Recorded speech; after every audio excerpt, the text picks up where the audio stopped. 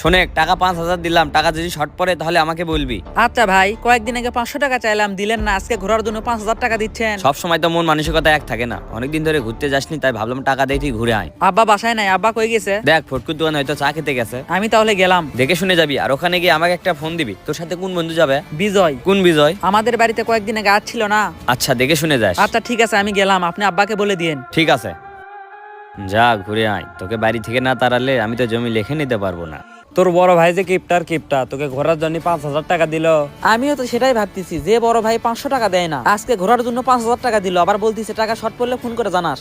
কোন কোন জায়গায় ঘুরতে যাবি? প্রথমে রাঙামাটি, ওদিকে ঘুরে কক্সবাজার পার হবো। 5,000 টাকা দিয়ে 2 জায়গায় ঘুরতে পারবি। আরে ভাই তো বলেই দিছে, টাকা যদি শর্ট পড়ে আমার কাছ থেকে ফোন করে টাকা নিবি। তাহলে সমস্যা নাই। চল আমার সাথে ঘুরতে যাবি নাকি? এখন বলতেছিস, আগে বললে কি হতো? এখন আমি এত টাকা কই পাবো? আগে তোকে আমি কেমনে বলবো, আমারও তো হঠাৎ করে যাওয়া। আচ্ছা, দেখে শুনে যাস। তোর কিছু লাগবে নাকি? আমার জন্য কিছু আনবি? আচ্ছা ঠিক আছে, শামুক আর কাকড়ার মালা আনিস। শামুক আর কাকড়া না রে, ওটা ঝিনুকের মালা। ওই একই। ও ভালো কথা, তুই ঝিনুকের মালা কি করবি? 3 বছর থেকে রিলেশন করি, পাগলিটাকে কিছুই দিতে পারি না, শুধু ওই আমাকে দেয়, তাই ভাবতেছি একটা ঝিনুকের মালা দেব। তাহলে টাকা দে। টাকা নাই, তুই নিয়ে আসিস, আমি তোকে পরে দিয়ে দেবো নি। আচ্ছা ঠিক আছে, আমি গেলাম। যা, গিয়ে একটা ফোন করিস। ঠিক আছে। এমনিতে আমার পায়ের সমস্যা, আমাকে আবার কই নিয়ে যাস? আসেন, জমির সমস্যা হয়েছে। জমির আবার কি হলো? 4 তারিখে ঘুরতে গেছিস, আজকে 19 তারিখ, 15 দিন ঘুরলি। ঘুরতে তো সব দিন যাই না, তাই অনেকদিন ঘুরে আসলাম। ঝিনুকের মালা আনছিস? হ্যাঁ, ব্যাগে আছে। তোর ভাই কিপটার মতো চলাফেরা করে, এখন তো ঠিকই বাড়ি করতেছে। বাড়ি করতেছে? হ্যাঁ, তোদের রাস্তার সাইডে জমি নাই, ওখানেই তো তোর বড় ভাই বাড়ি করতেছে। আচ্ছা থাক, আমি আসি।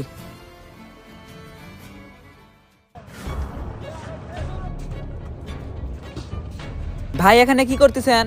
কিরে, তুই কখন আসলি? আমি তো এখনই আসলাম। এখানে আপনি কি করতেছেন? বাড়ি করতেছি। বাড়ি করতেছেন মানে? আপনি এখানে কেন বাড়ি করতেছেন? তাহলে আমি কোথায় বাড়ি করব? কোথায় বাড়ি করবেন মানে? কয়েকদিন আগে আপনি বললেন বাড়ি করবেন, এই জন্য আব্বা আপনাকে পুরাতন বাড়ি লিখে দিল, আপনি পুরাতন বাড়িতে বাড়ি করবেন। আমি এখানে বাড়ি করব, আব্বা আমাকে এটা লিখে দিছে। আব্বা আপনাকে লিখে দিছে? আব্বা আপনাকে পুরাতন বাড়িও লিখে দিছে, এই জমিও লিখে দিছে? হ্যাঁ। তাহলে আমি যে বড় হয়েছি, তাহলে আমি ভবিষ্যতে কোথায় বাড়ি করব? তুই কোথায় বাড়ি করবি সেটা তোর বাপকে গিয়ে বল। ওইটাতে মনে হয় মশলা একটু কম হলো। মানুষের ন্যূনতম জ্ঞান থাকলে এরকম কাজ করে না। কয়েকদিন আগে বড় ভাই বললো আমি বাড়ি করবো, আপনি পুরাতন বাড়ি লিখে দিলেন। এখন আমাকে যে জায়গা দিবেন সে জায়গা বড় ভাইকে কেন লিখে দিছেন? বাবা, আমি তো ওকে লিখে দেয়নি, ও আমাকে বললো জমি নাকি সমস্যা হয়েছে, একটা জায়গায় নিয়ে গেল, আমার থেকে সই নিল, পরে শুনি জমি লিখে লিছে। মুজাম ভাই, আপনি একটা কাজ করেন, মেম্বারের কাছে যান। মেম্বারের কাছে গিয়ে কি করব? আপনার ভাইয়ের জমি আপনি বুদ্ধি খাটিয়ে লিখে লিছেন, আপনার ভাই মেম্বারের কাছে যেতে পারে, আপনি আগে থেকে মেম্বারকে হাত করে রাখেন। তুই অবশ্য ঠিক কথাই বলছিস। আপনার ভাই যাওয়ার আগে আপনি আগে যান। আচ্ছা থাক, মেম্বারের কাছ থেকে আসি।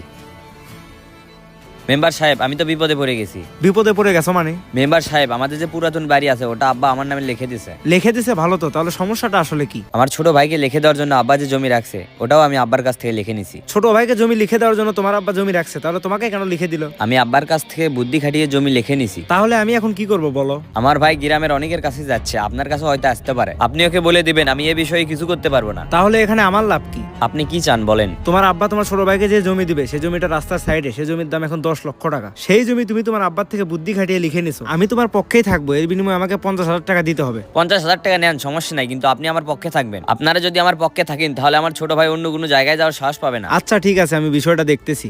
আমি কখনো ভাবতে পারিনি আমার আপন ভাই আমার সাথে এরকম করবে। তাই তো বলি, যে ভাই আমাকে 500 টাকা দেয় না, সে ভাই আমাকে ঘোরার জন্য 5,000 টাকা দিচ্ছে, আমাকে ঘুরতে পাঠিয়ে দিয়ে আমার ভাগের জমি লিখে নিছে। আমি একটা জিনিস বুঝলাম না, তোর ভাগের জমি তোর বড় ভাই কেমনে লিখে নিল? কয়েকদিন আগে আমার বড় ভাই বললো আমার তো সন্তানেরা বড় হয়ে গেছে, এখন বাড়ি করা দরকার। তে আব্বা বললো আমি এখন কি করব?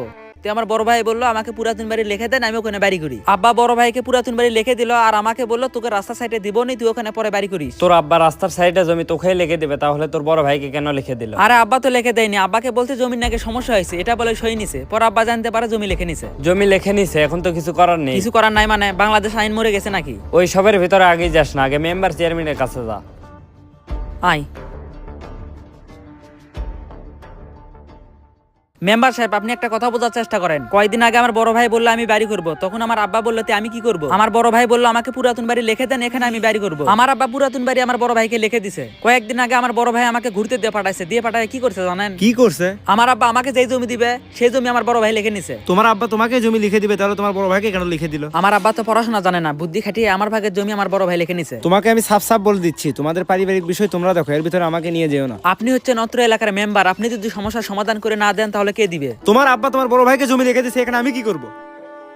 এ বিষয়ে আমার কাছে না আসলে আমি খুশি হব। আয়। মেম্বার সাহেবের কথা শুনে মনে হলো মেম্বার সাহেব তোর বড় ভাইয়ের দিকে। এখন কি করি বলতো? তুই একটা কাজ কর, চেয়ারম্যান সাহেবের কাছে যা। চল। তুই যা, আমার একটু কাজ আছে। তোর আবার কিসের কাজ? আব্বা আর মা ফুর বাসায় গেছে, গরুকে খাবার দেওয়া হয়নি, গরুকে খাবার দেব। আচ্ছা ঠিক আছে, তাহলে আমি যাই। কি হয় আমাকে জানাস। চেয়ারম্যান সাহেব, আমি কয়দিনের জন্য ঘুরতে গেছি। জমি জোর করে লিখে নিছে মানে? হ্যাঁ চেয়ারম্যান সাহেব। চলো তো দেখি। ঢালাই শেষের দিকেই মিস্ত্রি এখন ভাত খেতে গেছে। আচ্ছা ঠিক আছে। কিরে মোজাম, বাড়ি করতেছিস? চেয়ারম্যান সাহেব আসসালামু আলাইকুম। ওয়ালাইকুম আসসালাম। বাড়ি তো ভালোই করতেছিস। হ্যাঁ চেয়ারম্যান সাহেব, আপনাদের দোয়ায় ভালোই করতেছি। যাই হোক, তুই নাকি তোর ভাইয়ের ভাগের জমি তোর বাবার থেকে জোর করে লিখে নিছিস। জোর করে লিখে নেবো কেন? আব্বা তো আমাকে নিজ ইচ্ছায় জমি লিখে দিছে। তাহলে কি গ্রামবাসী মিথ্যা কথা বলতিছে? কারো থেকে জোর করে জমি লিখে নেওয়ার অপরাধ কি তুই জানিস? বাবার কাছ থেকে জোর করে জমি লিখে নেওয়া একটি গুরুত্বপূর্ণ আইনি সমস্যা। বাংলাদেশের আইন অনুযায়ী কেউ যদি জোর করে বা প্রতারণার মাধ্যমে বাবার থেকে জমি লিখে নেয়, তাহলে আইন কঠোরতম ব্যবস্থা নিবে এবং 14 বছরের জেল ও 1 লক্ষ টাকা অর্থদণ্ড দিতে হবে। চেয়ারম্যান সাহেব একটু এদিকে আসেন, কথা আছে। কি বলবি এখানেই বল। এদিকে আসেন। হ্যাঁ কি বলবি বল। চেয়ারম্যান সাহেব আপনি এসবের ভিতরে আসেন না। এসবের ভিতরে আসেন না মানে? মেম্বার সাহেব আমার পক্ষে আছে, আপনি আমার পক্ষে আসেন। তাহলে আমার লাভ কি? আপনি কি চান বলেন? 1 লক্ষ দেওয়া লাগবে। টাকা নেন, সমস্যা নাই, কিন্তু সবসময় আমার পক্ষে থাকা লাগবে। আচ্ছা ঠিক আছে, চলেন।